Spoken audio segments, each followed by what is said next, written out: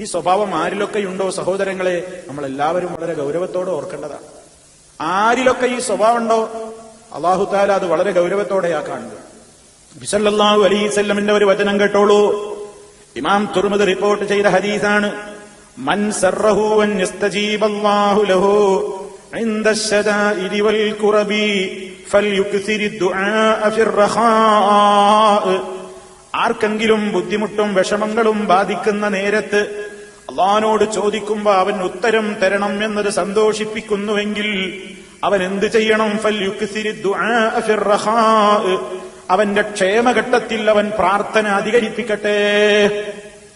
നമ്മൾ കുടുങ്ങുമ്പോ അള്ളാഹ് ഉത്തരം ചെയ്യണം എന്ന് ആർക്കെങ്കിലും ആഗ്രഹമുണ്ടോ?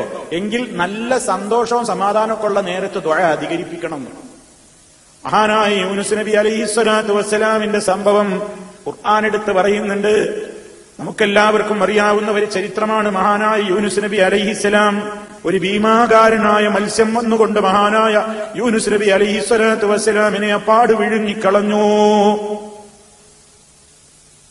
ആ സമയത്ത് ഫനാദാ ഫിൽ ളുലുമാതി അല്ലാ ഇലാഹ ഇല്ലാ അൻത സുബ്ഹാനക ഇന്നി കുന്തു മിനൽ ളാലിമീൻ. ഇരുട്ടിനുമേൽ ഇരുട്ടുള്ള അന്ധകാരത്തിന്റെ ആ ഇരുട്ടറയിൽ കിടന്നുകൊണ്ട് മഹാനായ യൂനുസ് നബി അലൈഹിസ്സലാം അല്ലാഹുവിനെ വിളിച്ചുകൊണ്ട് ദുആ ചെയ്യുകയാണ്.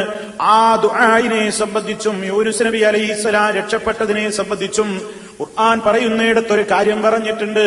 ഫലൗലാ അന്നഹു കാന മിനൽ മുസബ്ബിഹീൻ ലലബിസ ഫീ ബത്നിഹി ഇലാ യൗമി യുബഅസൂൻ.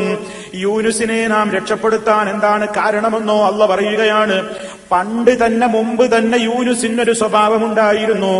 നല്ല സന്തോഷമുള്ള കാലത്തും സമാധാനമുള്ള കാലത്തും യൂനുസ് എന്നെ മറക്കാത്ത ആളാണ്.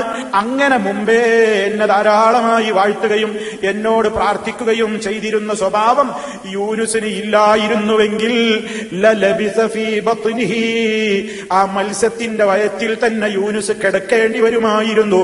ഇലാ യൗമി യുബഅസൂൻ, മനുഷ്യരെല്ലാം രണ്ടാമത് ഉയർത്തെഴുന്നേൽപ്പിക്കപ്പെടുന്ന പരലോക നാൾ വരെ.